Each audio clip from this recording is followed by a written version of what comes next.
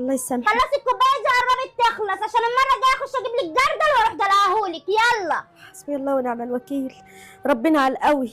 اخلصي يا حبيبتي يلا وامسحي الضمير. انا تعبانه بمسح بالعافيه. ايوه تعبانه ده انا لسه هطلعها على عينك. امسحي يا اختي ما عدتش امسحي. قادره، ارحميني بجد والله. امسحي يا رجلي. يلا شغل الصعبانيات ده ما يمشيش عليا يا حبيبتي. الله يسامحك.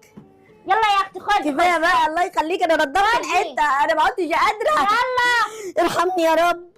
يلا حبيبتي يلا. بجد انا تعبت. يلا يا اختي يلا. لسه انا والله ما انا قادره اقف على رجلي. يلا ارحميني. امسحي. انا هخليكي تعيطي كده بدل ما تطلعي دم. امسحي يا حبيبتي امسحي. الله تعبانه يا اختي عليا. كفايه بقى. يلا يا ماما. انا مش قادره، ظهري تعبني ورجلي. امسحي يا وليه يلا. انت بتقعدي تتكلمي في التليفون وتسيبيني. حاجه ما تخصكيش يا اختي. بتكلم في التليفون ما بتكلمش في التليفون مش بتاعتي. بس ابني ما يرضوش اللي انت بتعمليه ده. والله ابنك ده خاتم في صباعي، يعني اللي انا عايزاه بيعملهولي. وعامه هو كده يا حبيبتي خلاص مش موجود، يعني مش هتقدري تفتحي بقك. يلا. الله يسامحك. ايه يا حبيبتي؟ لا ده لسه يا ماما، ده انا لسه هعمل فيها. هو انا لسه عملت فيها حاجه؟ اكتر ده انا من كده. هطلع عينيها لسه. يا رب رحمتك. ده انا هخليها لسه تعمل لي السقف، تطلع كده تتشقلب لي كده وتعمل لي السقف بتاع الشقه كله. يلا امسحي يا اختي امسحي. امسحي يلا. كفايه ذل بقى. ذل؟ انا لسه ذليت فيكي ولا لسه عملت فيكي حاجه؟ اقفلي يا بنت كده اقفلي. انا هقوم اجيبها من شعرها. والنبي الله يخليكي. حسين. الحقني يا ابني. تعالى اقعدي. الحقني يا حبيبي. تعالى اقعدي. مش قادره. اقعدي بس. مش قادره يا ابني. اقعدي اقعدي. اقعدي يا ام. مبهدلاني. يا ربي. دي الامانه يا ستي اميره، يا اللي انا ماشي خادم في صباعك.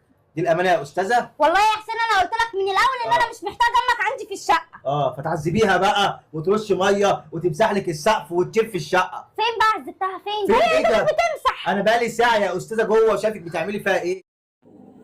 സത്യത്തിൽ ഈ വീഡിയോ കണ്ടിട്ട് എനിക്ക് രണ്ട് പറയണം തോന്നിനെ. കാരണം എന്ന് വെച്ചാൽ ഇത് അറബിയിലാണ്. പക്ഷെ നമ്മൾ ഏത് ഭാഷയിലാട്ടെ വീഡിയോ, പക്ഷെ നമുക്ക് ആ ഒരു ഭാഷകൾ നമുക്ക് മനസ്സിലായിട്ടില്ലെങ്കിൽ നമുക്ക് ആ ഒരു വീഡിയോസ് ആ ചിത്രീകരണം കണ്ടാൽ നമുക്ക് മനസ്സിലാവും. അപ്പോൾ അങ്ങനെ കണ്ടിട്ട് എനിക്ക് പറയണം തോന്നിയിട്ട് ഞാൻ പറയുന്നത്. കാരണം വെച്ചാൽ ആ പെണ്ണ്, അതായത് ചിലപ്പം മോൻ്റെ വൈഫായിരിക്കാം, അവൾ വല്ല കാലും കയറ്റി വെച്ച് ഫോണും വിളിച്ചുകൊണ്ട് നിന്നിട്ട് ആ പ്രായമായ ആ ഹസ്ബൻഡിൻ്റെ ഉമ്മയാകാം. ആ ഉമ്മാനെ കൊണ്ടാണ് പണിയെടുപ്പിക്കുന്നത്. അത് അവർ ക്ലീൻ ചെയ്യുന്നതാണ്. പക്ഷേങ്കിൽ ഇവൾ ആ ഒരു ഗ്ലാസ്സിലെ വെള്ളം ഇങ്ങനെ കുറച്ച് ഉറ്റിച്ചിട്ട് ആ പെണ്ണുങ്ങളെ കൊണ്ട് പണിയെടുപ്പിക്കുക. ഇത് ഓരോ ഫാമിലിയിൽ നടക്കുന്ന സംഭവം ഇത്. പക്ഷേ അവരെ മകനടക്ക് കയറി വരുന്നുണ്ട്. പക്ഷേങ്കിൽ മകൻ പറയുന്നുണ്ട് ഒച്ചയാക്കണ്ടെന്ന്. ആ മകൻ ആ ഉമ്മാനോട് ആക്ഷൻ കാണിക്കുന്നുണ്ട്, മിണ്ടല്ലാന്ന്. കാരണം എന്ന് വെച്ചാൽ ഈ ഭർത്താക്കന്മാർ കയറി വരുന്ന സമയത്ത് ഈ ഭാര്യമാർക്ക് കുറച്ചൊരു ഇതുണ്ടാവും. കാരണം അവൻ്റെ ഉമ്മാനെ ഒന്ന് കൂടുതലായിട്ട് കരുതൽ അങ്ങനെയുള്ള അവസ്ഥയിലുണ്ടാവും. അപ്പോൾ അത് കണ്ടിട്ടാണ് ആ ഭർത്താവ് പറയുന്നത് ഒന്നും മിണ്ടല്ല. പക്ഷേങ്കിൽ പിന്നീട് അവൾക്ക് ദേഷ്യം പിടിച്ച അവസരത്തിൽ അവൾ ചാടി നിന്നിട്ട് കാണുമ്പോഴത്തേക്ക് അത് ഹസ്ബൻഡിൻ്റെ മുന്നിലായിപ്പോയി. ഒരുപാട് ന്യായീകരിക്കാൻ നോക്കുന്നുണ്ട്. പക്ഷേ അതൊന്നും അയാൾ ഇതാക്കുന്നില്ല. അയാൾ പെട്ടെന്ന് അയാളെ മദറിനെ പിടിച്ച് ചെയറിലിരുത്തുന്നുണ്ട്. എനിക്ക് പറയാനുള്ളത് ഇങ്ങനത്തെ കുറേ എണ്ണം ഉണ്ട് ലോകത്ത്. കല്യാണം കഴിച്ചു പോയാൽ അവിടെ വല്ല രാജസന്നിധിയിൽ ഇരുന്നിട്ട് ഭർത്താവിൻ്റെ ഉമ്മമാരെ കൊണ്ട് പണിയെടുപ്പിക്കുന്നത്. പക്ഷേ ചില സ്ഥലങ്ങളിൽ പിന്നെ അതൊന്നും നടക്കൂല. അത് ഭർത്താവിൻ്റെ ഉമ്മ എങ്ങനെ പറയുന്ന അമ്മമാർ എങ്ങനെ പറയുന്ന അതേപോലെ.